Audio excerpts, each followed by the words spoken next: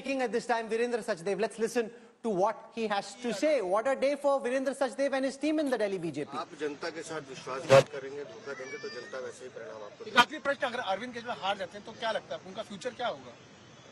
उनके भविष्य की तो वो चिंता करें, लेकिन मुझे लगता है वो अपने किसी राज्यसभा सांसद की सीट खाली करवाएंगे। जी, तो बड़ी बात कहते हुए दिल्ली बीजेपी अध्यक्ष वीरेंद्र सचदेवा जो इस वक्त हनुमान मंदिर परेशान होने के कारण दिल्ली में जो लोगों ने नर्क झेला है 10 साल, तो मुझे लगता है कि दिल्ली के सम्मानित नागरिक पूर्ण बहुमत भारतीय जनता पार्टी को देंगे और जो देश में विकास हुआ है उस विकास को देखते हुए दिल्ली में भी विकास होना चाहिए।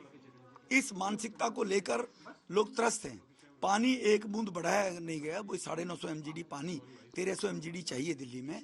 तो दिल्ली के लोगों ने इस बारी बदलाव का मूड रखा है और जो राष्ट्र के अंदर मोदी साहब ने विकास किया पूरे देश में, दिल्ली भी उसी दिशा में चले कि दिल्ली का विकास हो। इसलिए भारतीय जनता पार्टी की सरकार बनेगी दिल्ली में, भारतीय जनता पार्टी जीतेगी।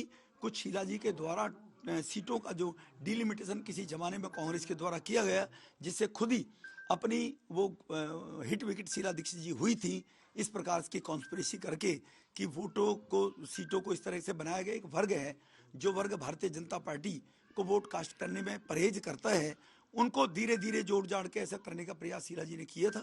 उस डेमोग्राफी के कारण केजरीवाल 2 बार चुनाव इसलिए जीत गए कि मुफ्त की रेवड़ी बांटनी और झूठे वायदे करने। अब 10 साल में केजरीवाल जी एक्सपोज हो गए कि वो केवल झूठे वायदे करते हैं, कर कुछ सकते नहीं है।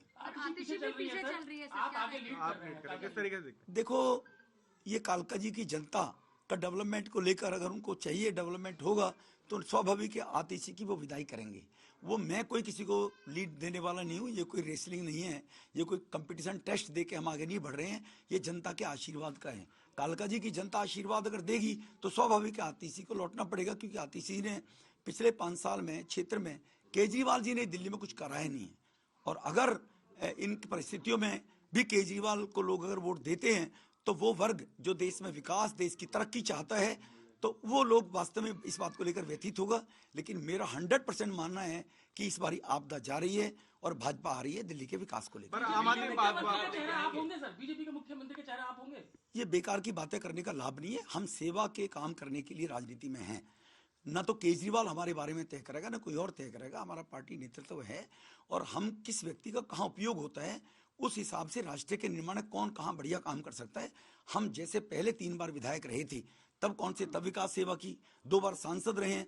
हम राष्ट्र के विकास के लिए, क्षेत्र के विकास के लिए, लोगों की सेवा के लिए राजनीति में हैं। मोदी साहब के 11 साल का टेन्योर और गुजरात का 12 साल का टेन्योर देख लिए। सेवा मोदी साहब ने सेवा की है।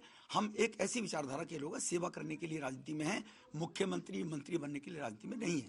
सर, बार-बार आम आदमी पार्टी ये कहती है कि इलेक्शन कमीशन का इस्तेमाल बीजेपी कर रही है, किस तरीके से आप? देखो, ये तो केजरीवाल को पूछो आप। जब केजरीवाल 13-14 में बोला करते थे तो ईडी सीबीआई को तोता बताया करते थे। शीला जी भ्रष्ट है, जेल भेज दूंगा। कहाँ गए शीला जी के 300 पन्ने के? तो ये तो जब लोग खुद अपने आप को, जनता उनको नकारती है तो अपनी कमी को स्वीकार करते हुए स्वीकार करना चाहिए उनको कि जनता ने मैंडेट राहुल को नहीं दिया, जनता ने मैंडेट उसको नहीं दिया अखिलेश जी को यूपी के अंदर। 5 साल काम करो, मेहनत करो, तब आगे बढ़िए। ये जनता लोगों का रिपोर्ट तैयार करती है, ना इलेक्शन कमीशन करता है, ना पुलिस करती है। अगर ये स्थिति रहती तो इमरजेंसी लगाकर श्रीमती इंदिरा गांधी ने 75 में लोकतंत्र की हत्या करने की कोशिश की, 77 में लोगों ने धूल चटा दी। तो ये तो लोकतंत्र का दुनिया का सबसे बड़ा राष्ट्र भारत है। यहाँ पर कोई अपनी कमियों को छुपाने के लिए एजेंसियों पर दोषारोपण करता रहे, वो अपनी गिरवान में झांके, तब उसको जानकारी रहनी चाहिए। Thank you so much, sir. Sir, एक single Ramesh Bidhuri, he fought this campaign with his back towards his wall. He had a couple of hit wickets. From there, he was feeling the pressure. He's a formidable lead. I went to his house in Tughlakabad. He doesn't stay in his what used to be his MP bungalow. Always stays in Tughlakabad. And no matter what the stereotype about him on television, on the ground, he had a formidable ground game. And look at how the BJP played the Bidhuri card. You didn't give him the ticket for the Lok Sabha. He was angry. His supporters were miffed. They wanted him to get the ticket. He would have probably won the Lok Sabha election. Yet you did not reject him totally. You used him again. You see, the BJP is very clear. You see the difference between the opposition and the BJP, Rahul, and you're seeing BJP's clarity. The BJP has decided हमको दिल्ली जीतनी है. But साम दाम दंड भेद दिल्ली जीतनी है. Just a minute, ma'am.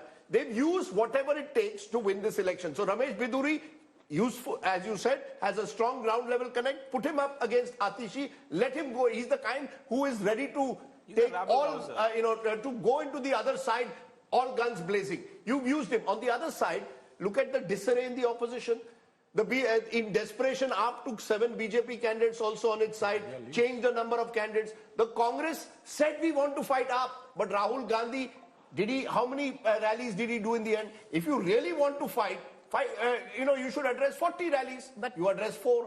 So the Congress has achieved its mission. They wanted to trip the Aam Aadmi Party and set up a Congress versus BJP battle in the future.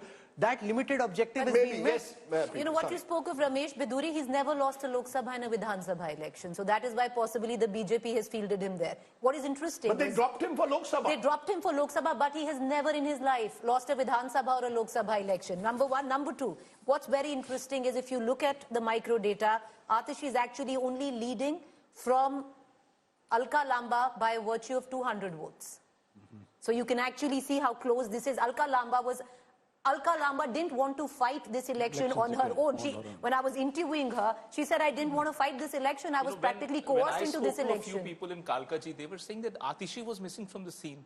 It seems like her CM chair itself bogged her down so much and not to be seen in the same frame as Kejriwal. What would give Kejriwal hope is that by 254 votes, Arvind Kejriwal has just taken the slenderest of leads. 254 after the second round, Arvind Kejriwal just slipping into the lead.